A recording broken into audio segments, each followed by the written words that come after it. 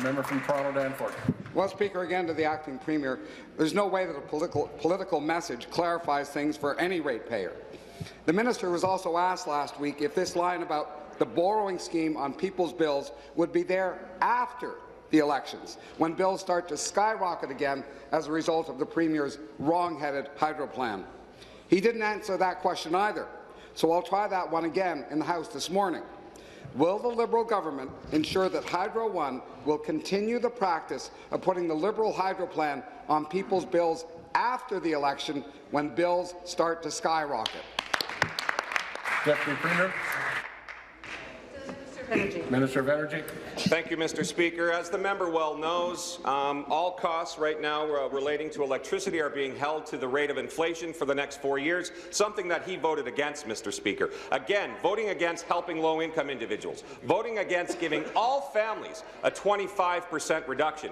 And when it comes to actual time-of-use pricing, Mr. Speaker, the OEB is very clear, and they announce every 6 months, Mr. Speaker, what they believe the price should be. And that is something that has been done for quite a few years, Mr. Speaker, to make it as clear as possible for people to understand where bills are going. And we're going to continue to see that happen, Mr. Speaker, because our regulator is a quasi-judicial organization making sure that they keep the interests of ratepayers at heart, Mr. Speaker. But when it comes down to, nuts and bolts, Mr. Speaker, it's this government that made sure we brought forward a plan that helped every family right across the province with a 25% reduction, and it's the opposition parties that voted against it, Mr. Speaker. Thank you. Supplementary.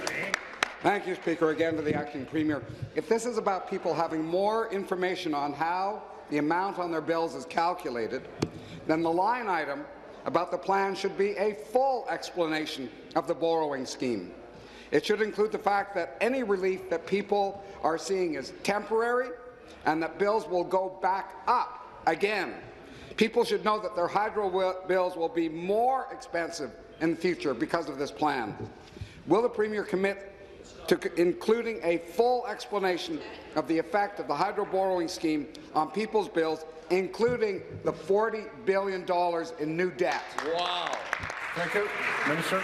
Thank you very much, Mr. Speaker. You know what the people of Ontario need to know? It's that party voted against giving them a 25% reduction on their bills, Mr. Speaker. It's that party that voted against helping low-income individuals, Mr. Speaker. It's that party that voted against giving First Nations a delivery credit, Mr. Speaker. It's that party that actually voted against the RRP, giving northern and rural customers a 40 to 50% reduction on the bill, Mr. Speaker. It's that party that continues to vote against everything that'll help people in this province, Mr. Speaker. It is this government that brought forward a plan that makes sure that we can...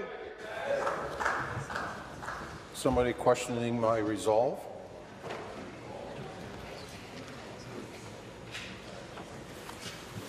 Finish, please.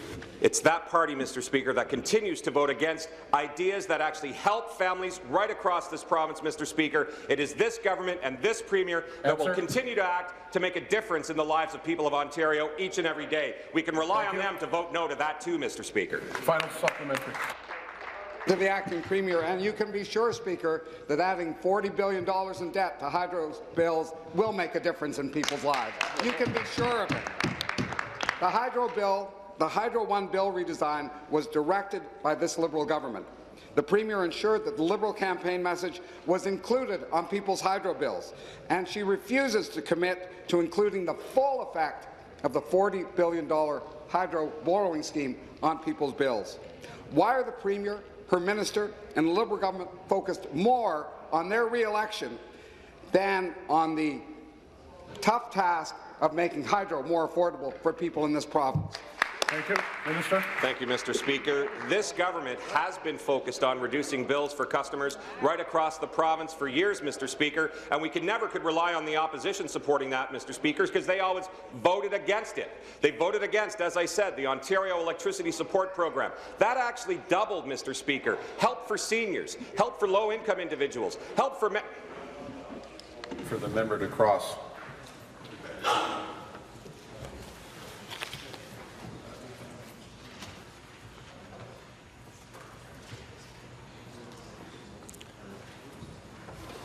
Finish, please. Thank you, Mr. Speaker.